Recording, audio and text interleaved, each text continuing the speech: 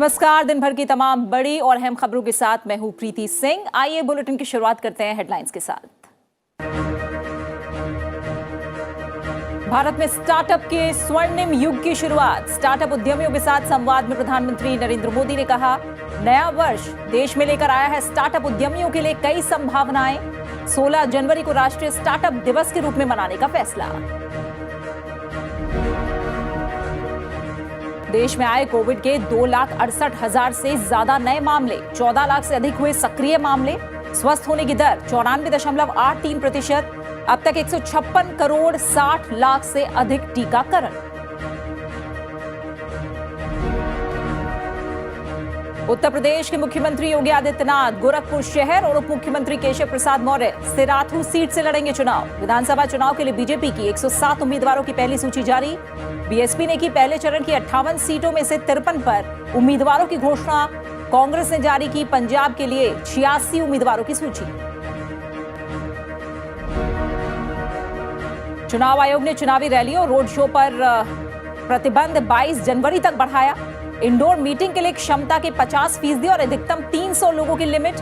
प्रशासन और पार्टियों को चुनाव आचार संहिता और कोविड गाइडलाइंस का पालन सुनिश्चित करने का निर्देश। और सेना दिवस पर सेना प्रमुख जनरल एमएम नरवणे का चीन और पाकिस्तान को कड़ा संदेश। सीमा पर यथास्थिति में एक तरफा बदलाव की कोशिश को कामयाब नहीं होने देगी सेना। कहा, पाकिस्तान की ओर से आतंकवादियों को मदद जारी। राष्ट्रपति, उपराष्ट्रपति, प्रधानमंत्री और रक्षा मंत्री ने दी सेना दिवस की बधाई।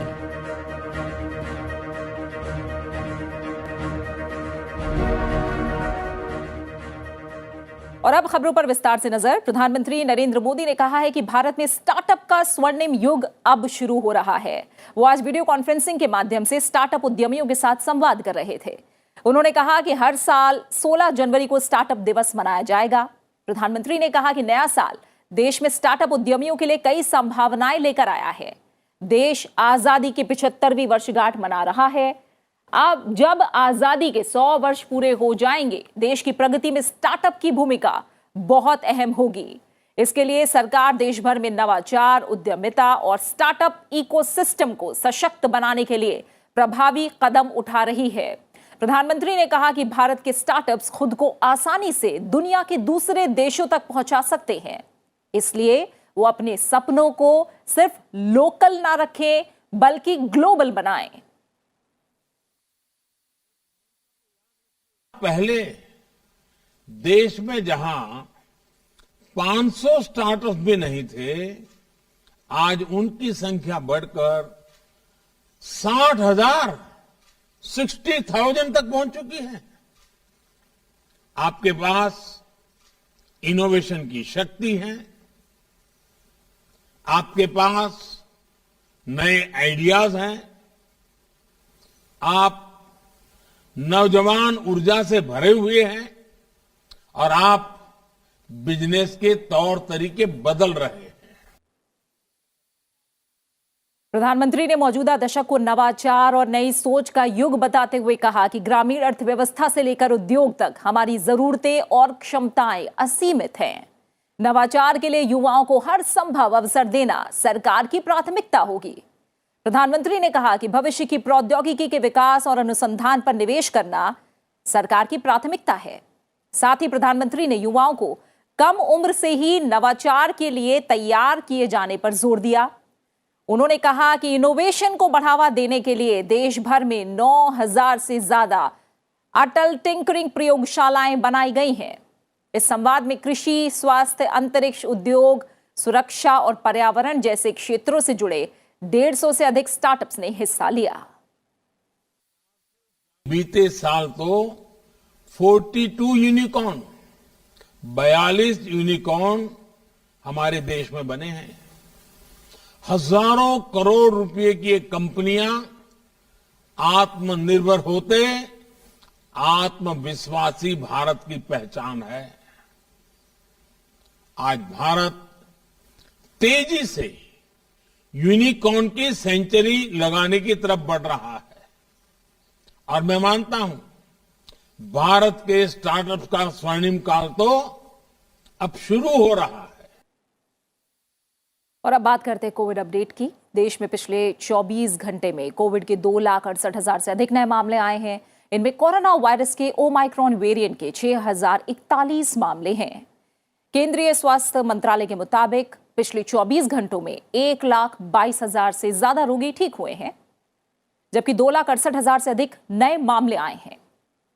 इससे उपचार करा रहे मरीजों की संख्या बढ़कर अब 14,17,000 से ज्यादा हो गई है, जो 223 दिनों में सबसे ज्यादा है।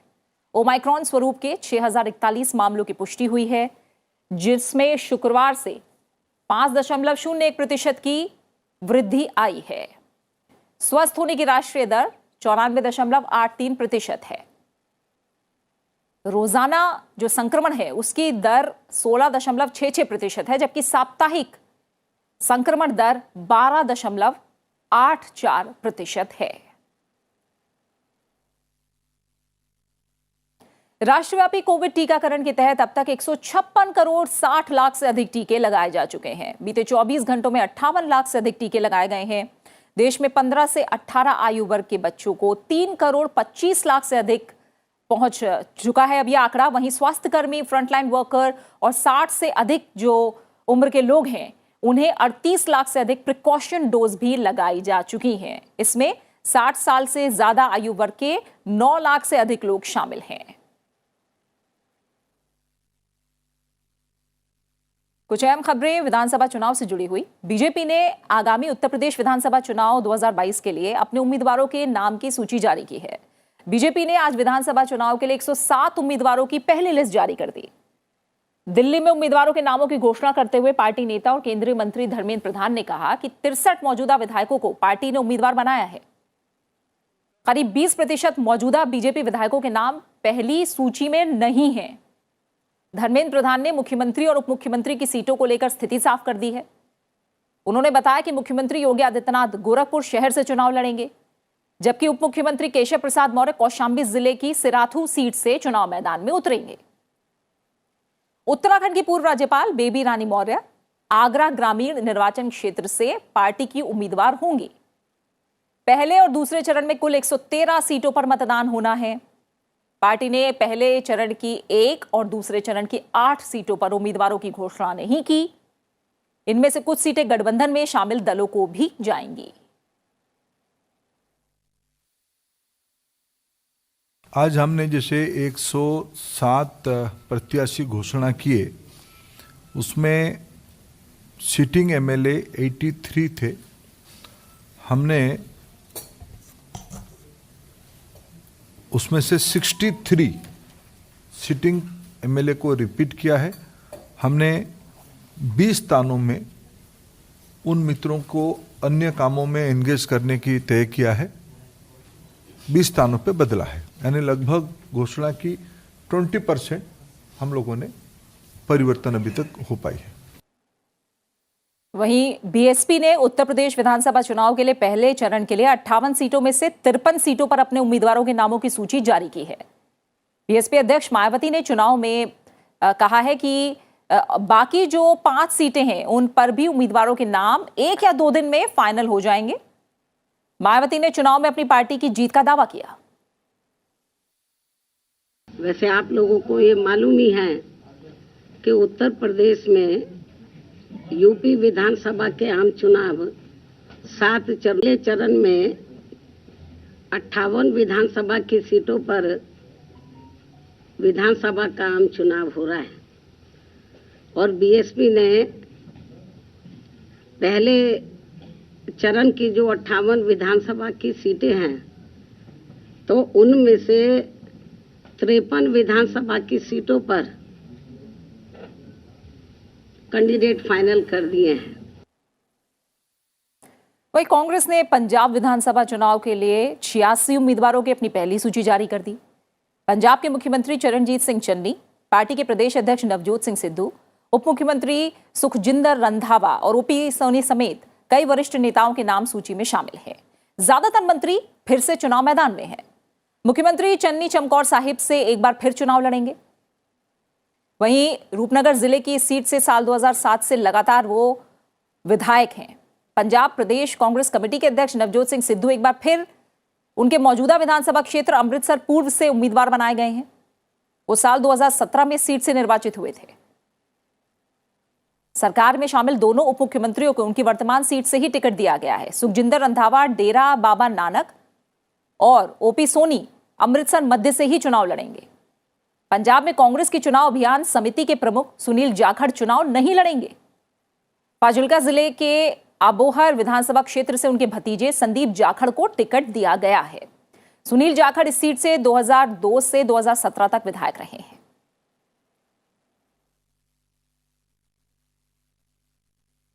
और 5 राज्यों में विधानसभा चुनाव के लिए प्रत्याशियों का अब ऐलान होना शुरू हो चुका है। उत्तर प्रदेश समेत 5 राज्यों में चुनावी रैलियों, रोड शो और पदयात्रा पर लगा प्रतिबंध 22 जनवरी तक चुनाव आयोग ने बढ़ा दिया है।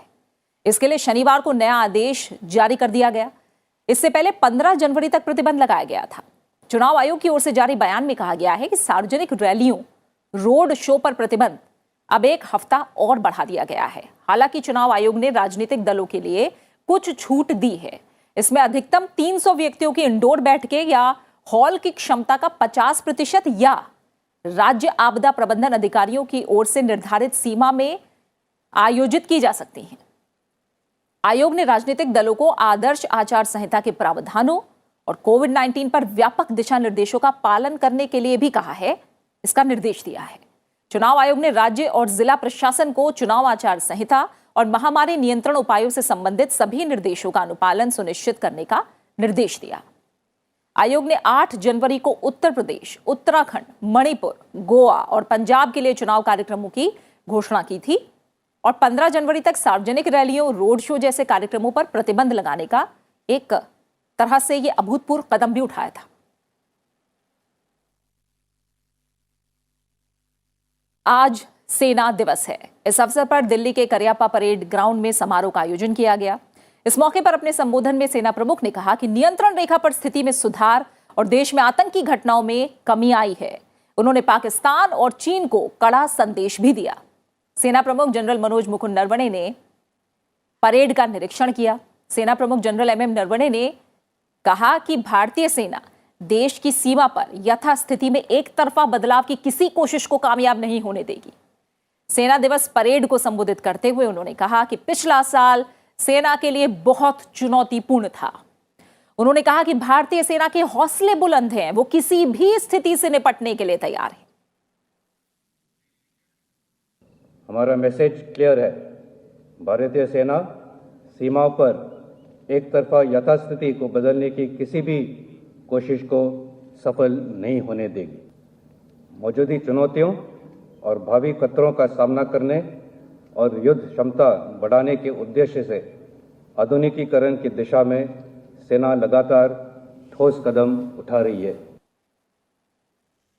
इस मौके पर सेना प्रमुख ने सेवा के दौरान अदम्य साहस और वीरता दिखाने वाले जवानों को उनकी सेवा के लिए वीरता पुरस्कार और सेवा पदक भी दिए।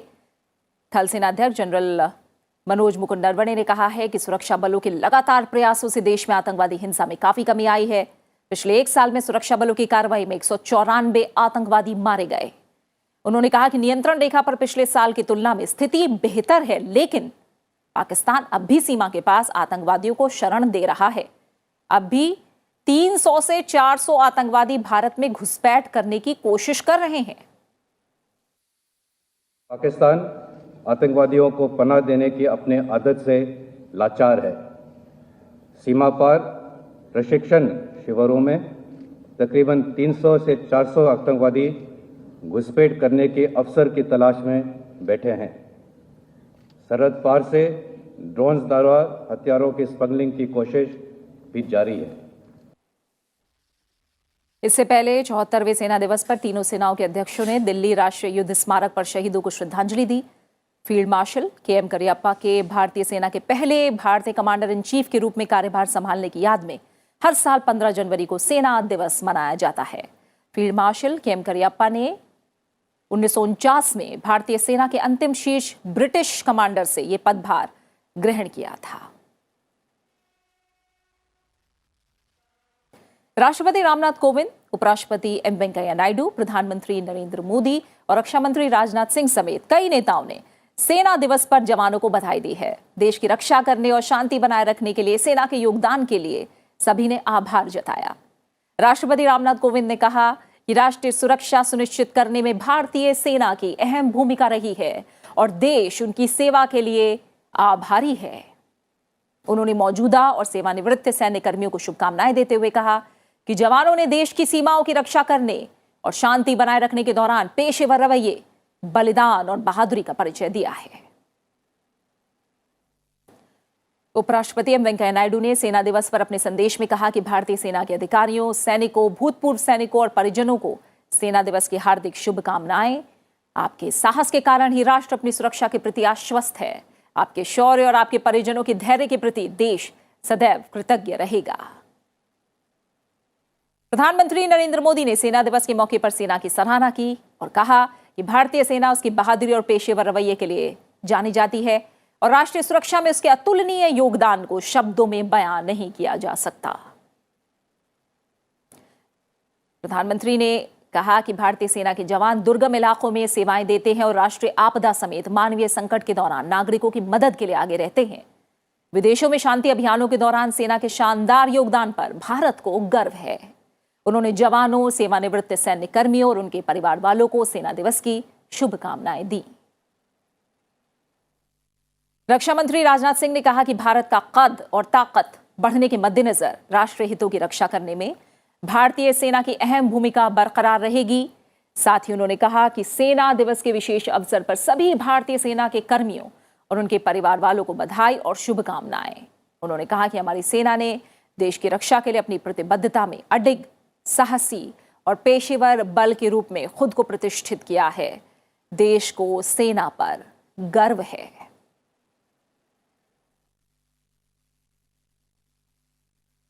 और फिलहाल हम रुक रहे हैं एक छोटे से ब्रेक के लिए और ब्रेक के बाद देखेंगे राज्यों से जुड़ी तमाम बड़ी खबरें। आप बने रहिए हमारे साथ।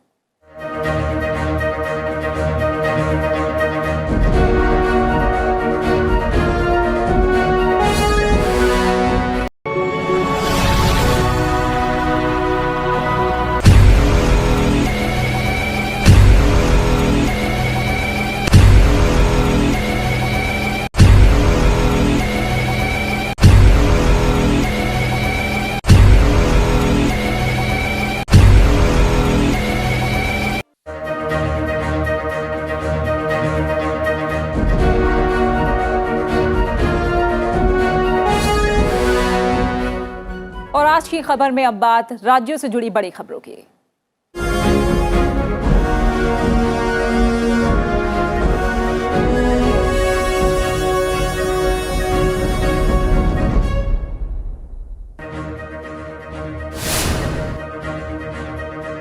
देश के स्वतंत्रता संग्राम के नायकों को सम्मान देने की मुहिम में जुटी मोदी सरकार ने एक और बड़ा कदम उठाया है। अब हर साल गणतंत्र दिवस समारोह की शुरुआत 24 जनवरी के बजाय 23 जनवरी से हुआ करेगी।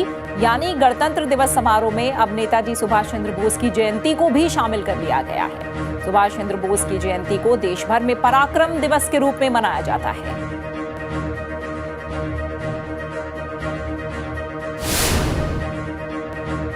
प्रधानमंत्री नरेंद्र मोदी ने इस साल की परीक्षा पे चर्चा कार्यक्रम के लिए लोगों से पंजीकरण करने का आग्रह किया है।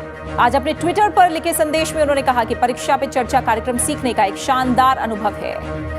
प्रधानमंत्री ने कहा कि ये गतिशील युवाओं से जुड़ने और उनकी चुनौतियों और आकांक्षाओं को बेहतर तरीके से समझने का अवसर प्रदान करता है।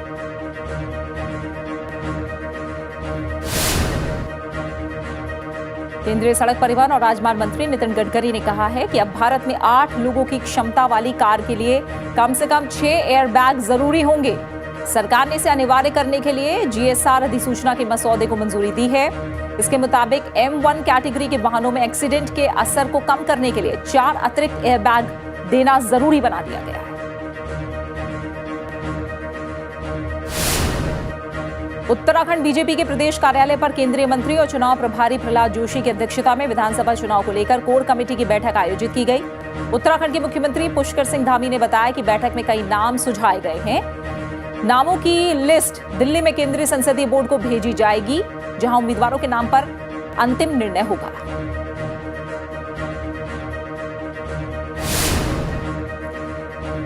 दिल्ली एनसीआर की हवा एक बार फिर जहरीली हो गई है और हवा का AQI बहुत खराब श्रेणी में पहुंच गया है। System of air quality and weather forecasting and research यानी सफर के मुताबिक कोहरे की स्थिति के बीच राष्ट्रीय राजधानी में आज समग्र वायु गुणवत्ता सूचकांक 339 दर्ज किया गया, जो बताता है कि दिल्ली में हवा की गुणवत्ता बहुत खराब श्रेणी में पहुंच गई है।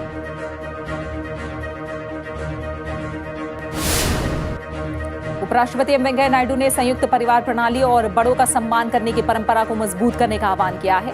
उपराष्ट्रपति ने नेल्लोर में एक वृद्धाश्रम के लोगों के साथ वर्चुअल तौर पर बातचीत करते हुए संक्रांति मनाई। इस अवसर पर उपराष्ट्रपति ने युवाओं से भारतीय त्योहारों के महत्व को जानने का आह्वान करते हुए कहा कि संयुक्त परिवार प्रणाली और बड़ों का सम्मान हमारे मूल्यों के मुख्य पहलू हैं।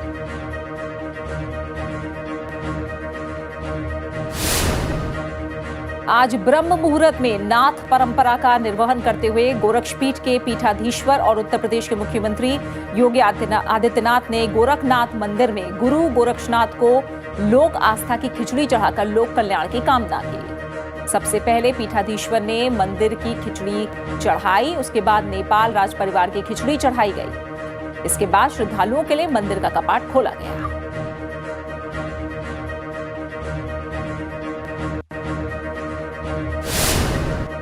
केंद्रीय गृह मंत्री अमित शाह ने गुजरात के गांधीनगर में किसानों से प्राकृतिक खेती की ओर रुख करने का आह्वान किया। प्राकृतिक खेती के लिए गुजरात सरकार की पहल कार्यक्रम के अंतर्गत अमित शाह ने डिजिटल तरीके से किसानों को संबोधित करते हुए कहा कि प्राकृतिक खेती के तरीकों को अपनाकर भारत में नई हरित क्रांति की शुरुआत की जा रही है।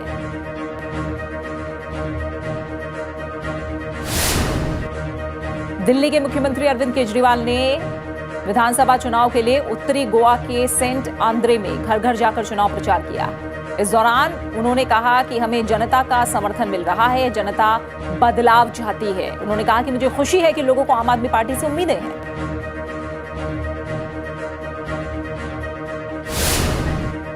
उत्तर प्रदेश के मुख्यमंत्री योगी आदित्यनाथ ने गोरखपुर में बाबा राघव दास मेडिकल कॉलेज में कोविड सेंटर का निरीक्षण किया और निरीक्षण के बाद मुख्यमंत्री योगी आदित्यनाथ ने कहा कि प्रदेश में कोरोना के नए मामलों में 99% से अधिक मरीजों का उपचार घर पर ही हो रहा है। उन्होंने कहा कि कोरोना से बचाव के लिए वैक्सीन सर्वोत्तम उपाय है। साथ ही उन्होंने 60 साल से ज्यादा आयु के लोगों को बुजुर्ग बूस्टर डोज जरूर लेने का आग्रह किया।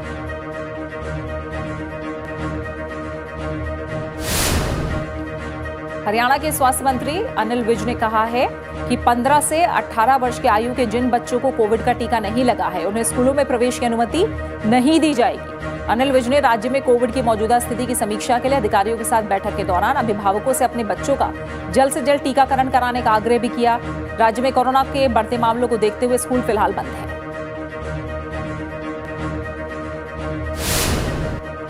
जम्मू कश्मीर में कोरोना के बढ़ते मामलों को देखते हुए नई पाबंदियां लागू कर दी गई हैं। सरकार ने वीकेंड कर्फ्यू सहित पहले से जारी प्रतिबंधों को बरकरार रखते हुए गैर जरूरी आवाजाही पर रोक लगा दी है। सरकार ने कहा कि जम्मू कश्मीर में लगाए गए प्रतिबंध अगले आदेश तक लागू रहेंगे।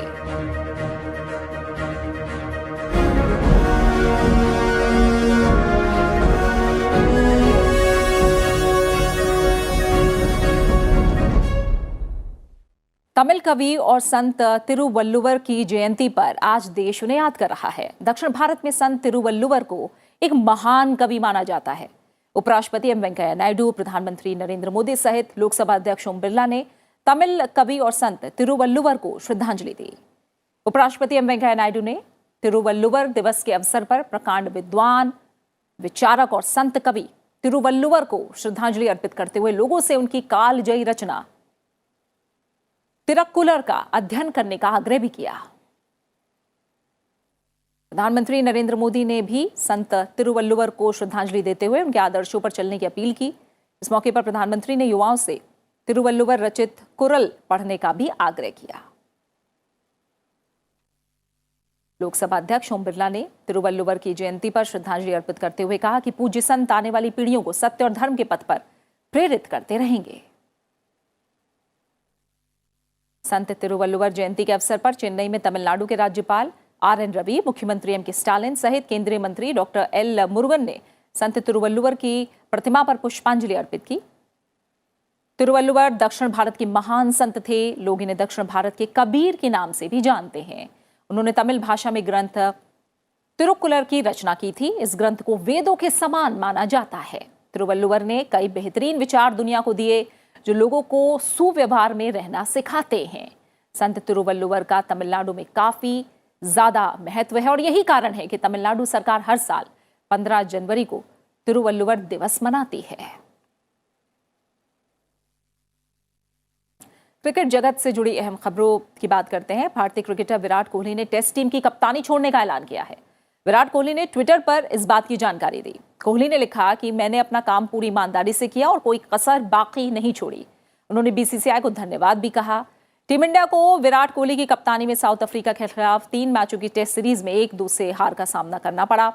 भारत के पास इस बार टेस्ट सीरीज जीतने का मौका था, लेकिन ऐसा नहीं हो पाया और केपटाउन टेस्ट मैच को 7 विकेट से गंवाकर भारत ने 29 साल पुराना इतिहास बदलने का मौका भी गंवा दिया।